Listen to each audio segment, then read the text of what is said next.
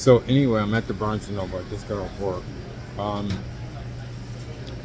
and I'm getting something chocolate chip and the Reese's. Although I wanted to get the ginger, but I don't know how that works. Okay, thank you very much.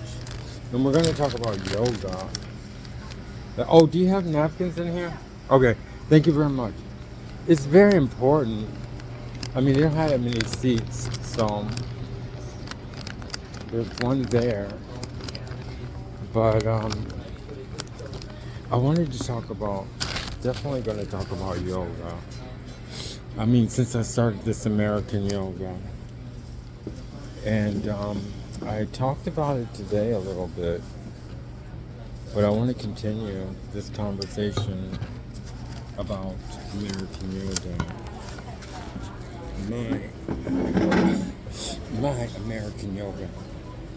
You're gonna have to go outside. I'm not gonna explain why, but you know if you know me. Just for a little while, but it's freezing outside. But you know, some things the uses of American yoga is so important. And I was just thinking, because I was at work and somebody was like beating some, some kind of recipe, you know? You know how hard it is to do that if you do it all the time. And then I was thinking, because the things that happen to you when you're doing American yoga is so neat. And I remember somebody used to always say there's no muscles in your hands, okay?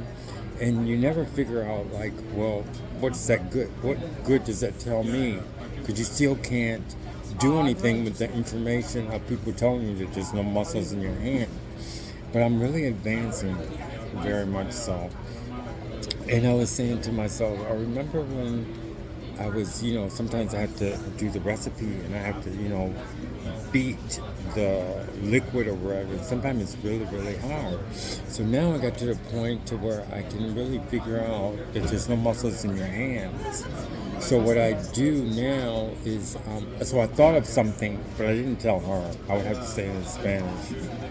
I didn't tell her, but I was so happy that I was able to figure it out to where your hand can be used as a grip. You probably won't catch it either. And you don't, okay, I'm going to talk to the people, I'm going to talk to the people who follow all the classes. But, because they would understand, because I have to use the terms, because there's no regular terms there's just no regular terms. It's just the terms that we use from Dance Without Music. But now this is American yoga. So you would grip the whip or whatever that you have.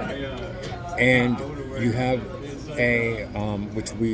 these are things that you won't know, but you'll find out about them when you take the classes.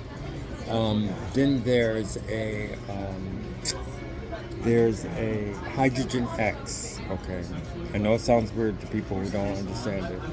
There's a hydrogen X. You don't use your hydrogen X on the grip. Your hand, okay, and you know about the apparatus. So for people who don't understand, in American yoga, there's an apparatus. An apparatus is something that we do all the time. And we just do it all the time, so we don't worry about it. But it only accesses certain things so that you can perform the function. So, like when you're mixing a recipe, you actually use a mental apparatus. So now I'm getting back to the terms that we use. So you fix the apparatus, and you grip. You make a shape of the whip that you're going to, serve, that you're going to use, okay?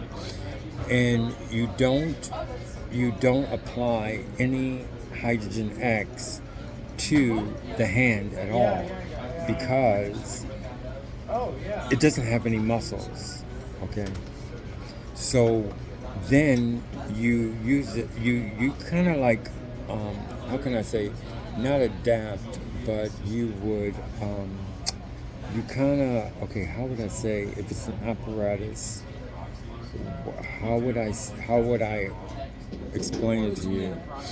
So you already have the apparatus, but you're going to adjust the apparatus. So whereas your hand that's gripping the whip or whatever, to do that, you just use the grip and that's it, and you close it. What I mean, you close it, you fix it just like that, and then you apply the hydrogen X only to the part, only to the part which is called the tool, and it goes into like this upper part, which is the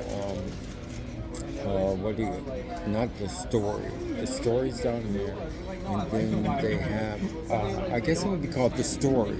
So the story part and your tool part, and you know about the vertex of the tool on that side that you're doing the whip.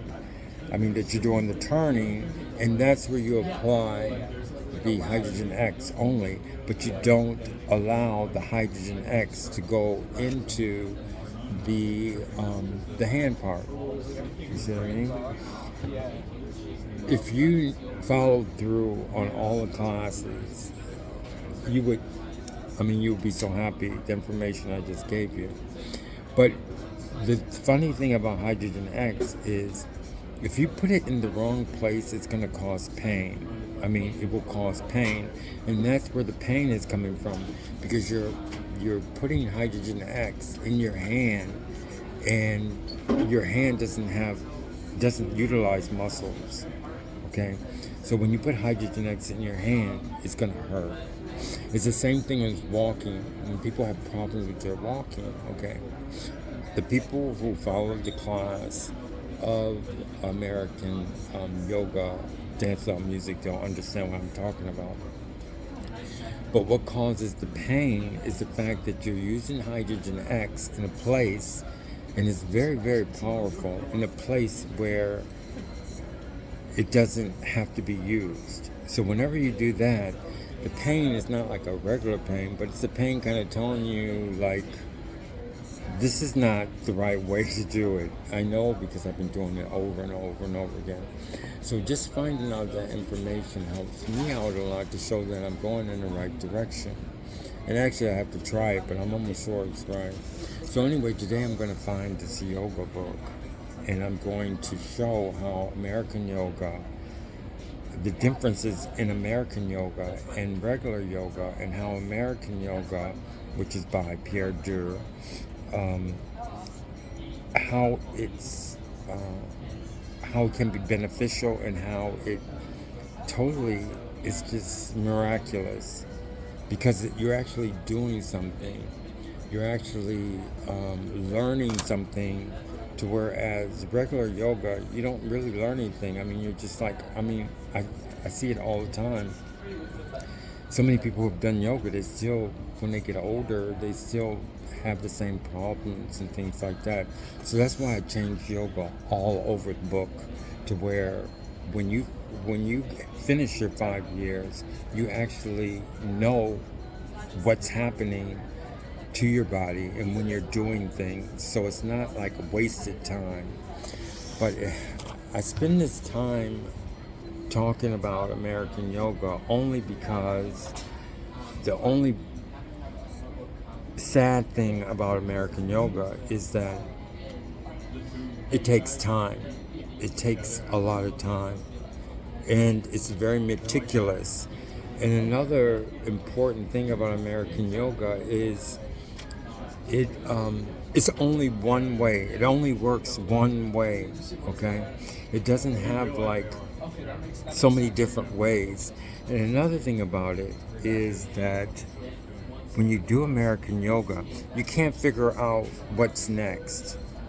You have to do it, because in our minds we want to say, okay, if this is this way, then that's that way, and then that's that way. But it's a different kind of logic. The logic is totally different. It doesn't say like, if these are all squares and these are all squares. It doesn't do like that. It lets you build all the squares, and then after you build all the squares, you don't know what's going to be next. Okay? Because I remember when we were working with like squares, and then all the squares went away, like when we had the function, if you go back to pretty much the last lessons that we did, to where we were, we had all the squares and the function that we were fixing, and then all of a sudden, a doubt, it wasn't a doubt, but it was like it was, how can I say, an advancement, okay?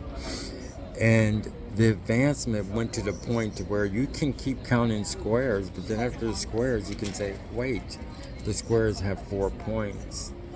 And if I count one square, I can't really go to the next square, because the point of the square I just counted, I'll be using the point from the square that I just counted. So then the squares would fall apart.